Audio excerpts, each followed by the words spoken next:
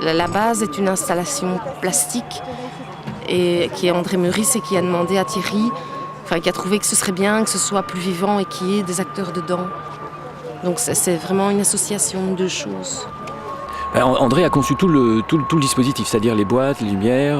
Il a dit tiens, je voudrais des gens dans ces boîtes. Et alors, il s'est avéré que ça parlait tout de suite de l'immigration.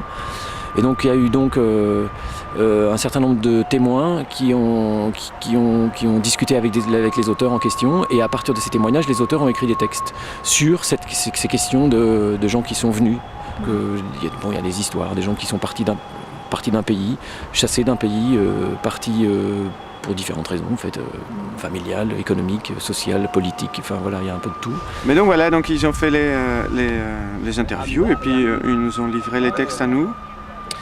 Et nous on a choisi parmi tous les gens, donc voilà, parmi tous les textes, pardon. Et puis après, on s'est rendu compte petit à petit du projet et de l'ampleur que ça avait et de l'originalité de la chose.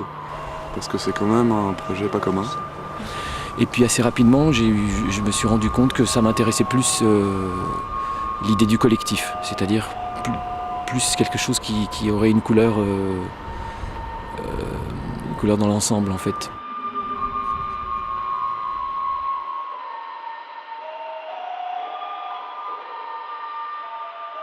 Ce qu'on appelle les projets participatifs, c'est tout d'un coup une petite communauté qui naît pour le temps du projet. Il y a une partie de gens qui pratiquent le théâtre d'une manière amateur et quelques-uns qui le sont professionnellement. Oui.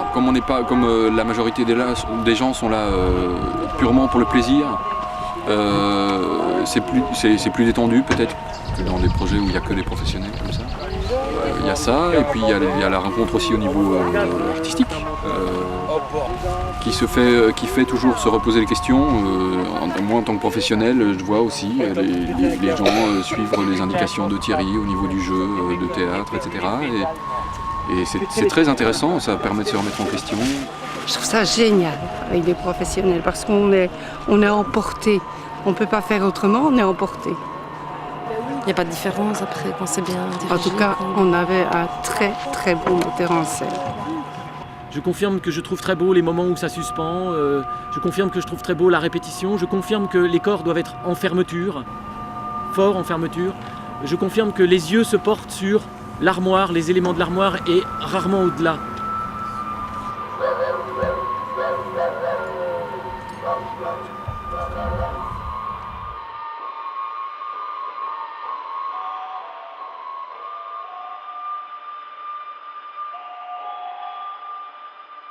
J'ai essayé on a essayé toutes les armoires pour savoir laquelle nous convenait plus ou moins plus. Et il y en a une que j'aime bien. Alors j'ai décidé que c'était l'armoire de Fiona. Alors j'ai écrit mon nom dedans et je l'ai retrouvée et j'ai pas changé. On les a testées les armoires. Bon. Ah non oui, celle-là je l'ai choisie, elle est à ma taille. Juste à ma taille, c'est tout. Parfois c'est un peu casse-tête chinois pour arriver à rentrer dans l'armoire. Enfin, de faire son nid, quoi, un petit peu dans ce truc-là pour s'habituer à... Voilà, ça c'était pas forcément évident. Mais après, forcément, c'est venu et il fallait qu'on se sente comme chez nous. Et c'est vrai qu'il faut l'apprivoiser. Et moi, dans la mienne, la première que je suis allée, j'étais pas bien. La deuxième, après, ça va. Donc, il faut se familiariser avec les objets.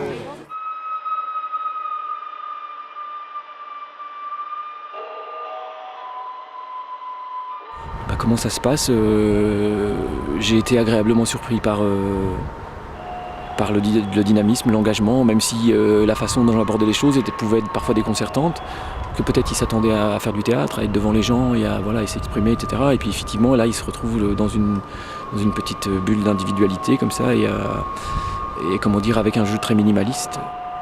On doit être dans une rêverie et comme si on était là et on y était pour toujours et qu'on y resterait pour toujours.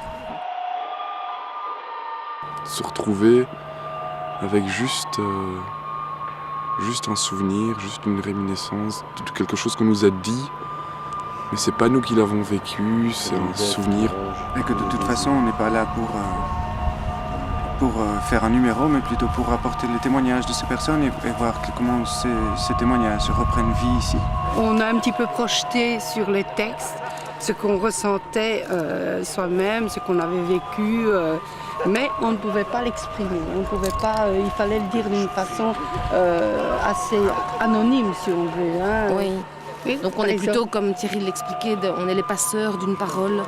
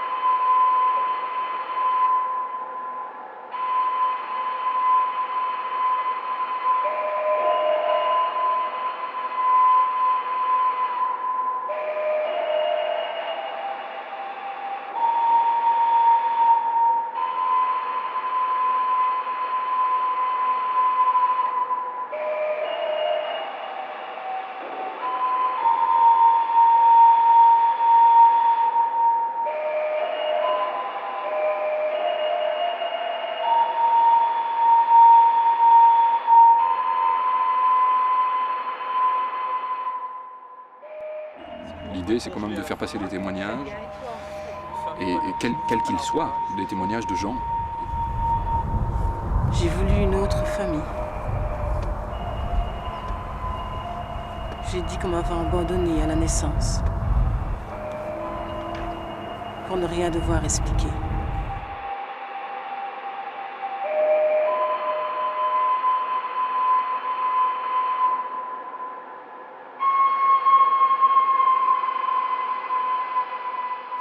J'avais envie qu'on entende les mots.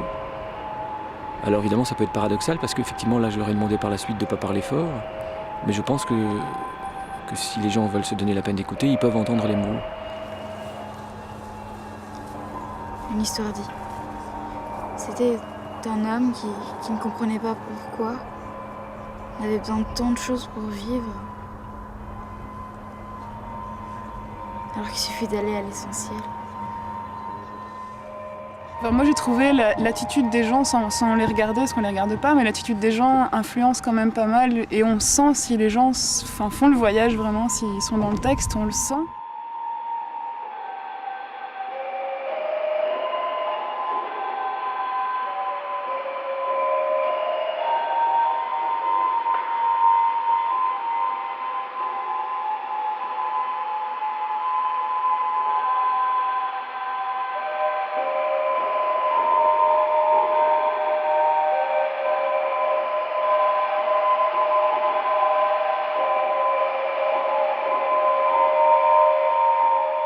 Au final, il y a une sorte d'invitation à tendre l'oreille quand même. Donc un morceau de chemin que le spectateur doit faire, ou pas.